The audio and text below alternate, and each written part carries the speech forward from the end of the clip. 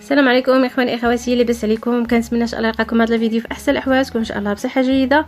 اليوم ان شاء الله نشارك معكم واحد الطويجين اللي كيجي لذيذ بزاف وزوين وخفيف واقتصادي، فكنتمنى نال الاعجاب ديالكم. ودابا ان شاء الله غادي ندوزو مع الطريقه والمقادير.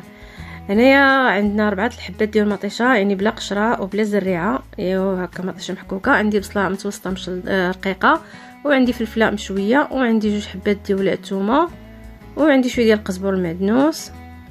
وبالنسبه للتوابل فانا عندي نص معلقه ديال الخرقوم، ونص معلقه ديال القزبر يابس، وعندي راس معلقه ديال الابزار، وعندي تقريبا ما كاملاش نص معلقه ديال التوابل ديال اللحم، وعندي نص معلقه ديال السكنجبر، ومعلقه صغيره ديال الفلفله حمراء اي تحميره.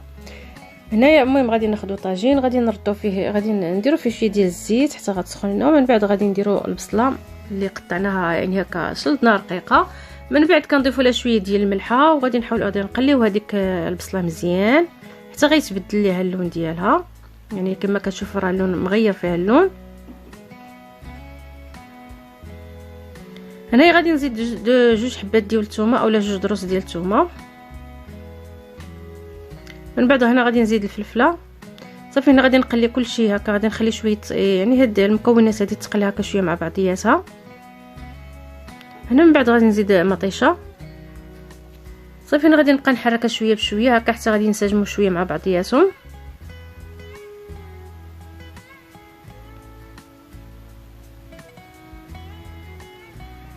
هنا غادي نزيد العطريه.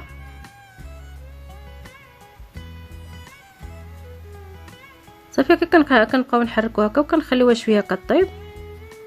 صافي هنا من بعد غنزيد له واحد شويه ديال القزبر المعدنوس،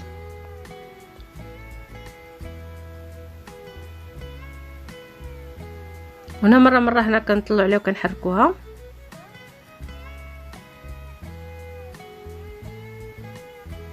وهنا كما كتشوفوا المطيشه ديالنا راه طابت. صافي كناخذوا البيض كنقطعوه هكا على النص، بيض مسلوق. هنا فالبيض كيبقى على حسب عدد ديال الافراد.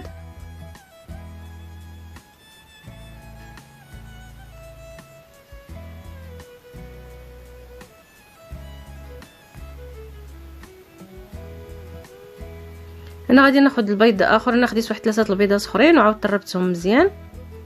صافي من بعد هنا غادي نعاود هكا نزيد ونضيفوا ليه.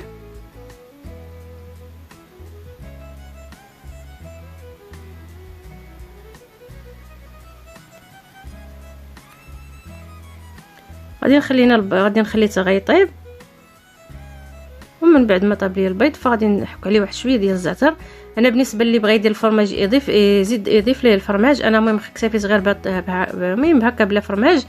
ما هو الفرماج كي صراحه كيجي كيبنو مزيان. المهم كان هذا هو الطاجين ديال اليوم اللي هو ساهل وكيجي صراحه كيجي لذيذ بزاف بهذه الطريقه. المهم رافقته مع شلاضه ديال الرز وبطاطا مسلوقه ومع الزبيب وشويه ديال المايونيز. وهنا درت رافقته مع العصير اللي ديال خيزو والبنان. وكانت هذه هي وجبه ديال الغداء اللي كنتمنى تنال الاعجاب ديالكم. وانا كنبغي نشكر جميع المتتبعين ديال هذه القناه اللي من المغرب وخارج المغرب. المهم كالعاده دائما كنتمنى التوفيق للجميع، وكنقول لكم السلام عليكم حتى الفيديو اخر ان شاء الله.